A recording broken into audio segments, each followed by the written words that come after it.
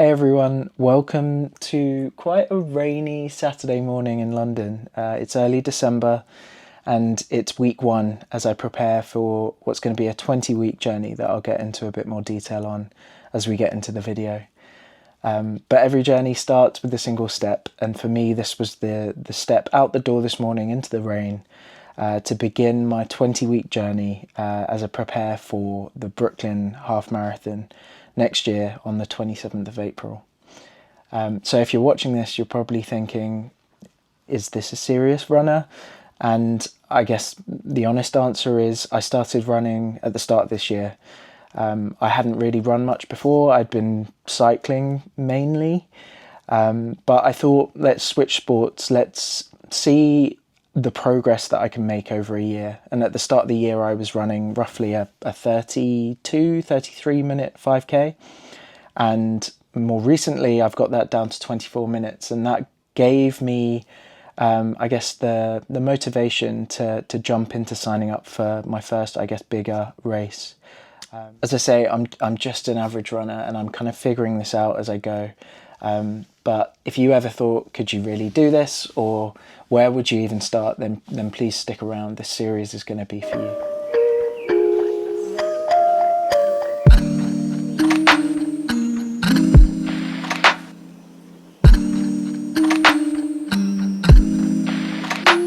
So hey everyone, welcome. I'm Callum. This is my channel, Callum Moves. And this is my very first episode in a 20-week journey to the Brooklyn Half Marathon. Over the next 5 months, I'm going to be sharing every step of the process as I train for the 13.1 miles. Here's the thing, as I've mentioned, I'm not an elite runner. I'm not clocking up crazy times or winning medals, but I've got a really big goal, and that really big goal this year, as I train for the Brooklyn Marathon, half marathon in April, is going to be to run that half marathon in under 1 hour and 40 minutes. And this series isn't just going to be about me, it's going to be about you too. So if you're new to running, or maybe you've always thought about signing up for a race but didn't know where to start, I want to show you what's possible. I want to share my mistakes, my learnings, and my wins so that you can avoid the pitfalls and pick up some tips along the way. So I guess I'll be honest with you, when I first signed up for the race, I had a lot of doubts.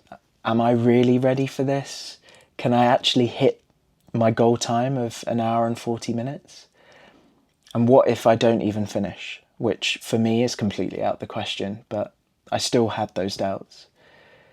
And that's exactly why I'm doing it.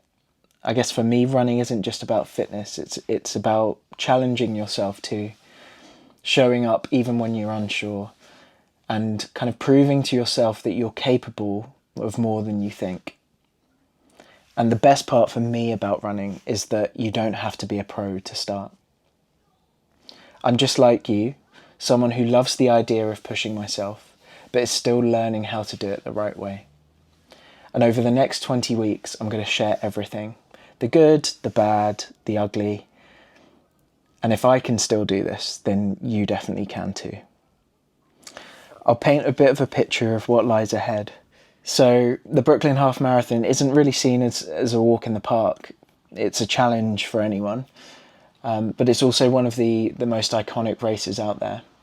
So the course takes in amazing views of Manhattan and finishes into Prospect Park. And there's a bit of an incline as you end the race. It sounds incredible, but for me it's also slightly intimidating. And that's why I've got 20 weeks to prepare. And this really isn't just going to be a series of highlight reels. I'll be sharing all of the struggles, all of the lessons, and the small victories along the way, so that we can all learn together as a community. So here's the deal.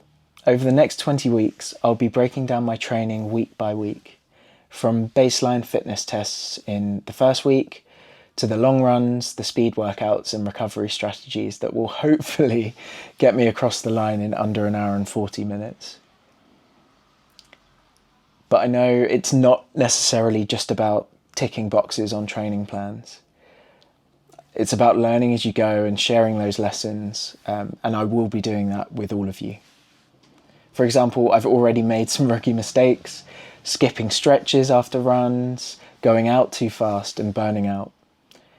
And also fundamentally neglecting strength training as well. So if you're just starting out, you might be making some of these mistakes too, and I want you to know that that's okay. The point isn't to be perfect, it's to keep learning and to keep improving. So let me tell you why this race means so much to me. My girlfriend's from New York City. She grew up in Manhattan before moving to Brooklyn. And while we live in London now, I know how much she misses home, her friends, her family, and just generally the energy of the city. When I found out about the Brooklyn Half Marathon, I realised that it wasn't just about me running a race. It was also about giving her a chance to reconnect with the place that she knows and loves. So when I'm out there on the course, running through Prospect Park, it won't just be for me. It will be for both of us. The memories we're going to make and the people that we'll get to see along the way, and the fact she's able to reconnect with everyone that she knows in New York City as well. Knowing that she'll be waiting for me at the finish line, I guess that's the motivation that will help keep me going as I run the race. But let's talk about the hard part, the training. So over the next 5 months, I'm going to be tackling a structured plan using the Runner app that some of you may have heard of. I'm going to be pairing that up with my GPS watch, and I also use a Stride Next Gen Power Pod as well. The training's going to have a mixture of the following things. So we've got some speed work to build up endurance and stamina. We've got the longer runs to prepare for the mental and physical grind on race day. There'll be some recovery days. I'm going to be running roughly 4 days out of the 7 a week. And finally, some strength training. So as I mentioned, something that I've completely ignored in the past, but it really is crucial if you want to stay injury-free. So of course, it's not all going to be smooth sailing. There will be days when I don't want to get out of bed. There'll be days when my legs are feeling like lead, or like today, the weather is miserable. So I guess that's the beauty of running though. It kind of teaches you how to push through. And it's something that I've really learned over the last year when I've been taking running a lot more seriously. I'm going to really try and appreciate some of the small wins along the way. Like the first time you run further than you thought possible, or the first time that you hit a new personal best. So here's my promise to you. I'm going to show up, rain or shine. I'm going to document the good and the bad, and I'll be putting in the work. I'll share it with you, the mistakes, the lessons, and the breakthroughs.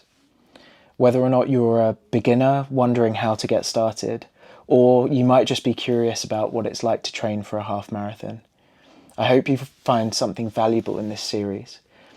And if you've ever thought about running a race yourself, let me know in the comments, what's your dream finish line? Running isn't about just being the best, it's about showing up, setting a goal, and proving yourself that you can do the hard things. And if I can do this as an average runner, then maybe you can too. So let's take the journey together, one step at a time, 1 mile at a time, all the way to that finish line at Prospect Park. All right, that's it for now. But next week we're diving straight into the first week of training, starting with some baseline fitness tests and my very first long run within this training block.